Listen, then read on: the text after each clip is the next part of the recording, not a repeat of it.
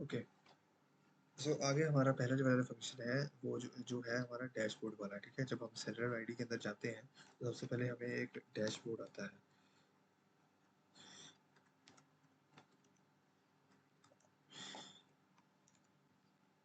यार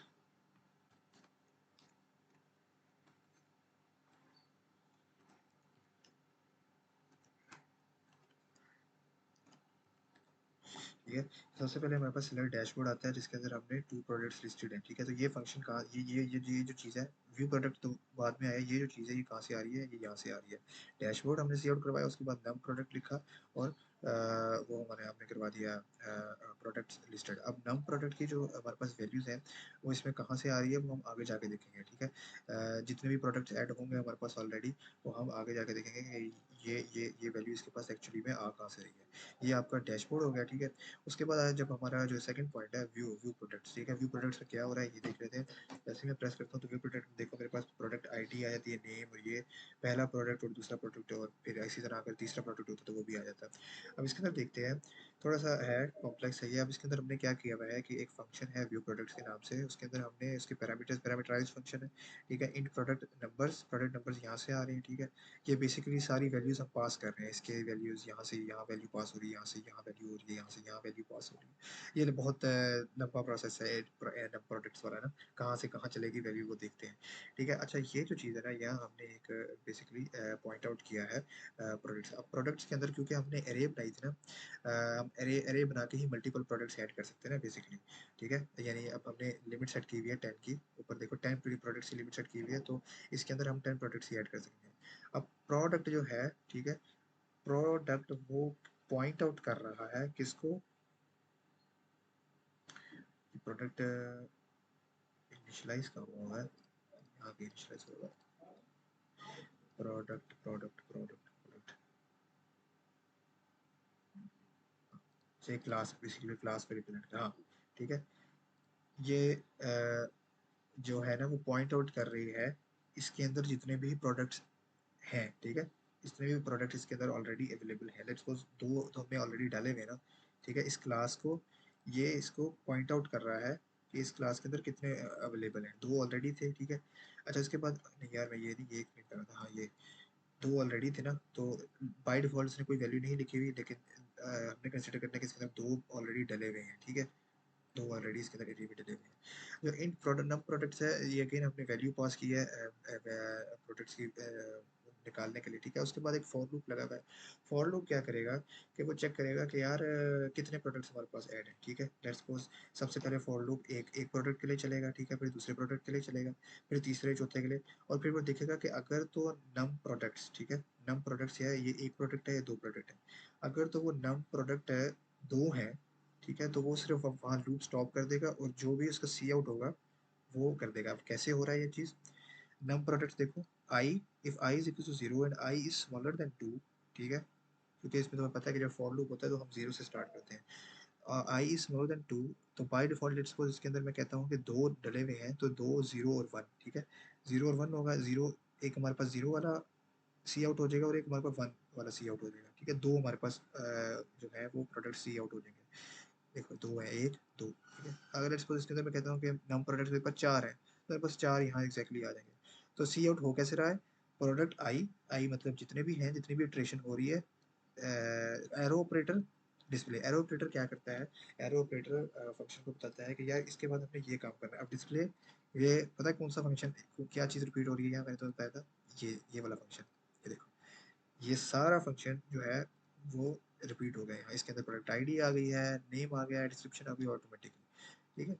ये देखो यहाँ डिस्प्ले हो गया। अब क्या हो रहा है कि ये सारी चीज़ें डिस्प्ले हो रही है, एक प्रोडक्ट के लिए, दूसरे प्रोडक्ट के लिए, तीसरा प्रोडक्ट होता है उसके लिए, चौथा होता है उसके लिए, पांचवे के लिए, ये सब चीज़ें, ठीक है। अच्छा एक चीज़ मैं इसके अंदर बता दूं कि राइट नाउ, ठीक है, राइट नाउ जो है ना इटरेशन, जो हमने बाय डिफॉल्ट प्रोडक्ट ऐड किए थे, वो हमारे पास 10 ही उसकी लिमिट हो गई, ठीक है। मैं पूछेंगे ना कि ये दो तुमने ऑलरेडी डाले हुए हैं उसके अंदर, तो अ, उसके अंदर लाइक ये हम 8 प्रोडक्ट्स और ऐड कर सकेंगे या 10 ही ऐड कर सकेंगे? तो इसमें हम 10 ही ऐड कर सकेंगे, वो अलग से हमने ऐड किया, ठीक है। वैसे मुझे इसके ऊपर थोड़ी सी कन्फ्यूजन है, मैं तुम्हें ना बाद में इस पे बता दूंगा कि अगर मैं गलत हुआ, ठीक है, कितना टाइम रह गया?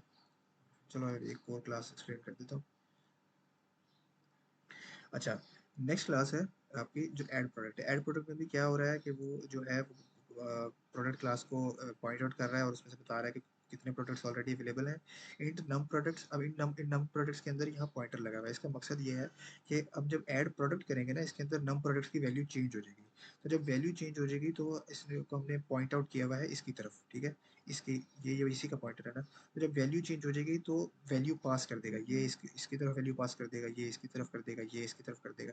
तो डैशबोर्ड के ऊपर हमारी जो है ना वो प्रोडक्ट्स की जो वैल्यू है वो चेंज हो जाएगी, ठीक है। तो ये वैल्यू पास, क्योंकि हमने इसके अंदर हमारे प्रोडक्ट की वैल्यू इंक्रीज हो रही है ना, इसलिए जो है वो वैल्यूज पास कर देगा ये, ठीक हो गया। आई होप तुम्हें समझ आई होगी। ये वैल्यू पास करने के लिए हमने पॉइंटर यहाँ लगाया है, ठीक है, पॉइंट आउट किया। उसके बाद इंट आईडी, स्ट्रिंग, ये और वो, ये सब कुछ कहाँ से आ रहा है, ये हमने इंट करवाया है। पैरामीटराइज कंस्ट्रक्टर है ना, पैरामीटराइज फंक्शन है ना ये। तो हमने ये वैल्यूज ऑब्वियसली डालनी है इसके अंदर, ठीक है। इसके अंदर भी अगेन एक लूप चला हुआ है और number num products is smaller than max product. अब मैक्स प्रोडक्ट की हमने वैल्यू क्या रखी हुई थी, 10, ठीक है। तो इसके अंदर क्योंकि जीरो से स्टार्ट होता है, तो जीरो से लेकर अगर 9 तक हमारे सारे स्लॉट्स फिक्स हैं तो वो कह देगा कि यार प्रोडक्ट लिस्ट इज फुल। तो अगर नहीं है, अगर स्मॉलर है, तो वो कहेगा प्रोडक्ट्स नम प्रोडक्ट्स प्लस प्लस, ठीक है। प्रोडक्ट्स ये यानी इसके अंदर इस एरे में प्रोडक्ट्स ऐड करता रहेगा। नम प्रोडक्ट्स यानी नंबर ऑफ प्रोडक्ट्स भी इंक्रीज करता रहेगा, ठीक है, जो जिसकी वैल्यू यहाँ वापस चली जाएगी। और न्यू प्रोडक्ट, न्यू हमारे पास एक कीवर्ड होता है, ठीक है, और प्रोडक्ट क्लास है, मेथड है। सारा मेथड कौन सा ले रहा है, आईडी, नेम, प्राइस और सेलर आईडी, ठीक है। ये सारी इन्फॉर्मेशन कहाँ डाल रहा है, ये सारी इन्फॉर्मेशन ये यहाँ डाल रहा है, ID, name, price, description, seller ID, ठीक हो गया। ये फंक्शन कॉल करने, ये क्लास यहाँ कॉल करने का मकसद यही है कि ये मेथड ले रहा है कि किस तरह कौन सी वैल्यू कहाँ डालनी है, ठीक हो गया।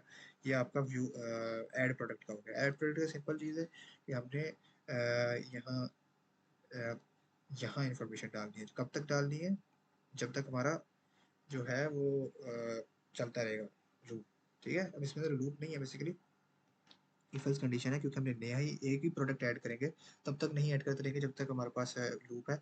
इसमें सिर्फ एक ही प्रोडक्ट है, उसके बाद वो मेन स्क्रीन पर हमें लॉग आउट कर देगा। अब जैसे ये देखो, न्यू प्रोडक्ट पे जाऊँगा, कुछ भी इन्फॉर्मेशन लिखूंगा, आईडी डाल दी मैंने, नाम, ठीक है, और उसके बाद ये क्या हो गया, ये क्या हुआ है अभी,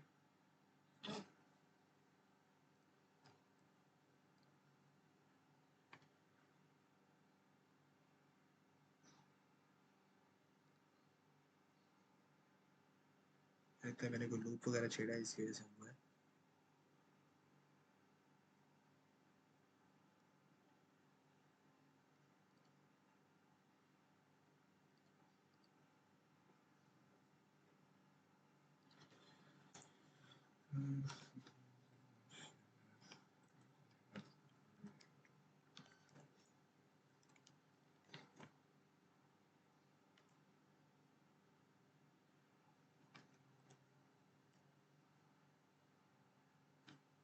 क्या पता नहीं, अब तो ठीक चल रहा है, मैंने तो कुछ भी नहीं छेड़ा। बहरहाल